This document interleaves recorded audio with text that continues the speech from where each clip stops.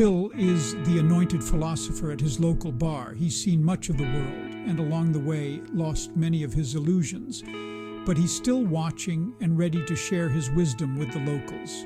You know, yesterday I heard about a Chinese proverb that goes like this. When the wind changes direction, some people build walls while others build windmills. It got me to thinking, why do the same people obsessed by walls to keep migrants out also hate wind farms? And then I wondered about what's going on in China. They have a famous physical wall, but what everyone talks about is their ideological wall. It's not like it's a big secret that China cracks down on dissent like a hammer on a nail. They don't hide it, and hell, why should they? They're straightforward about it, like a bulldozer flattening everything in its path. And us? Brought up in this Western democracy carnival, we look at that and go, how awful, how barbaric. We've got our high horses and we ride them straight into the sunset of our moral superiority. But look, here's the thing.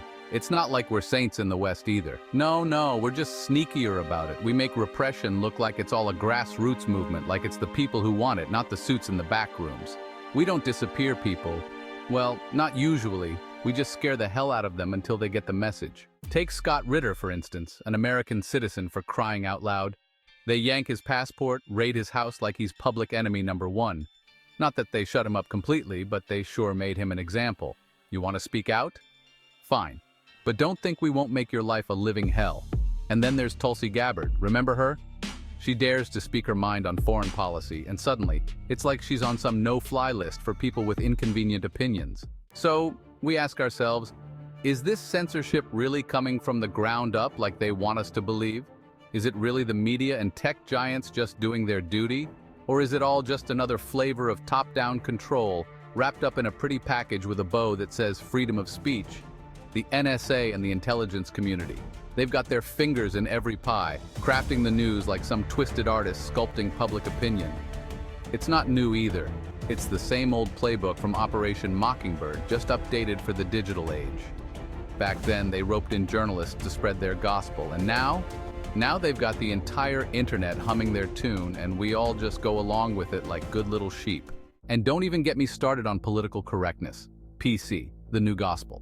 It's not just a set of rules anymore, it's a way of life. It's the reflex to censor yourself before you even think. And it works. It turns legitimate thought into something foreign, something to be suspicious of. It's like McCarthyism all over again, but instead of commies under the bed, it's harmful content lurking in every corner. Anything that doesn't toe the line is hate speech, and God forbid we allow any of that. Meanwhile, the real hate, state-sanctioned, blood-soaked, marches on, and we're supposed to cheer it on because it's directed at people we've decided deserve it. Now, I'm not saying China's way is better or that we should all just accept whatever comes our way in the name of collective stability, but let's be real here.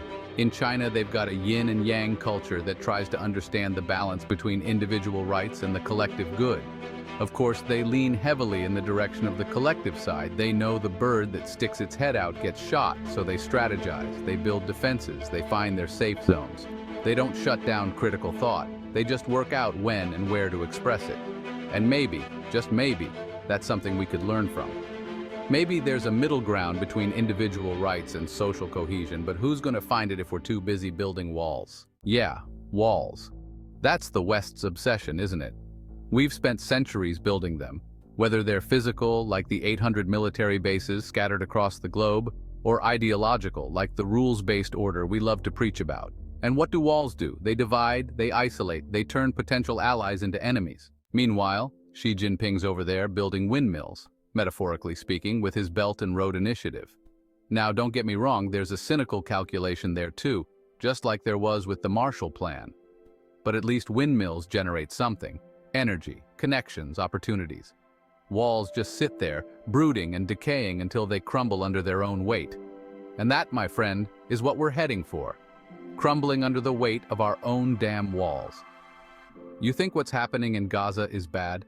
Just wait until the whole world looks like that. Rubble. Everywhere. Because we couldn't see past our own obsession with power, with control, with maintaining our spot at the top of a heap that's getting shakier by the day. So, here's to the future, huh? A future where the wind changes direction and instead of building walls, we start building windmills. But if we don't, well, Maybe we'll just be left picking through the ruins, wondering how it all went so wrong. Join the conversation at Fair Observer and subscribe to our YouTube channel.